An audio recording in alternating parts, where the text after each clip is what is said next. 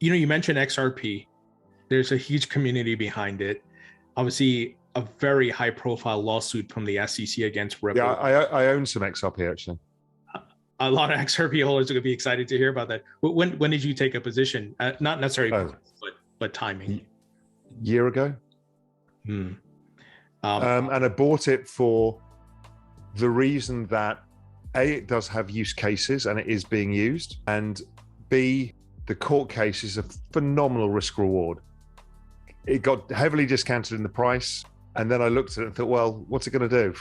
Fall 100% from here to zero. But if it gets solved, it's 10x.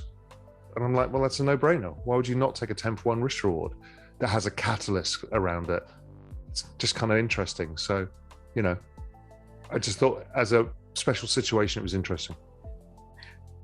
Is it mainly, the bet that you're looking at is mainly around this lawsuit and the fact that the price is suppressed as a result, or correct? Are you also looking at adoption globally, that there's no restrictions in other parts of the world? This is just a United States thing.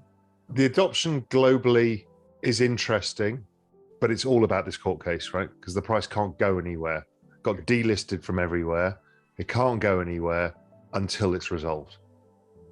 Because the richest, most powerful country on earth is not allowed easily to invest in it.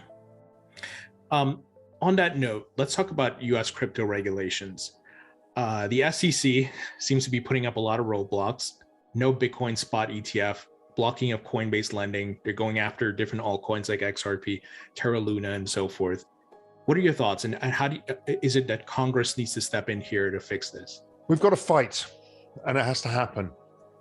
And the fight is a generational shift between those who grew up with the securities laws of the 1930s and the old system, which, let's face it, has failed for everybody. And there is a young generation who wants to own these assets because it's the only asset with the kind of upside that they need to build wealth. Because with equities at all-time highs, bonds, all-time low yields, high valuations, credit, there's real estate. I mean, everything makes it almost impossible for a 30-year-old to generate long-term future expected returns in the same way that their parents had. So crypto's it. And if you are going to try and take that away from the young people, you have to remember that they're the largest voting group. If you're going to take away their future opportunity to invest and save. So I think it's a generational battle, and I think it will be a grand compromise. I think Gary Gensler has laid down the hard line because that's how you negotiate. You start with a tough line because he's the school teacher. He's saying you will not do that, and we will prosecute all of you. Everybody else says just leave us alone, let us run free, let us do whatever we want.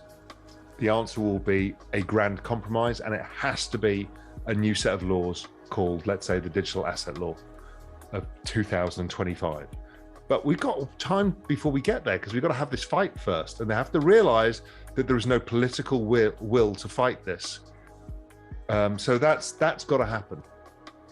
And Raoul, do you think some of this is the incumbents who are getting disrupted? A lot of the banks, a lot of money is leaving savings accounts, going into stable coins, yield farming, staking, all of that.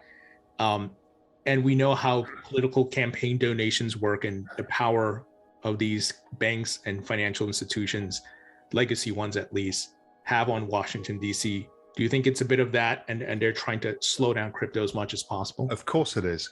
Everybody's trying to apply the brakes because everybody knows it's moving at lightning speed. Don't forget, this is the fastest adoption of any technology in all recorded human history. It's being adopted at twice the speed of the internet at exactly the same size of market. And everybody's terrified. They're also building, Goldman Sachs got a crypto unit. Everyone's got crypto units that they know where it's going, but they want to slow it because they want to participate in it. But it's happening in this dispersed, decentralized manner that is so impossible to keep control of. So yes, fear does come into it. And they'll be saying, you need to stop these crypto people. They're speculating. So what does that mean? What it means is, well, it should only go to those people who can afford to, and it should be by advisors. They want to be the gatekeeper. Their job is to be the gatekeeper. That's how they get paid. There's no gatekeeper in crypto. And they desperately want to assert themselves as a gatekeeper in the middle to get some slice of that pie. But that's not what this space is about, and everybody knows it. You know, for me, and I refer to it a lot, this is a fourth turning moment. These things will not survive.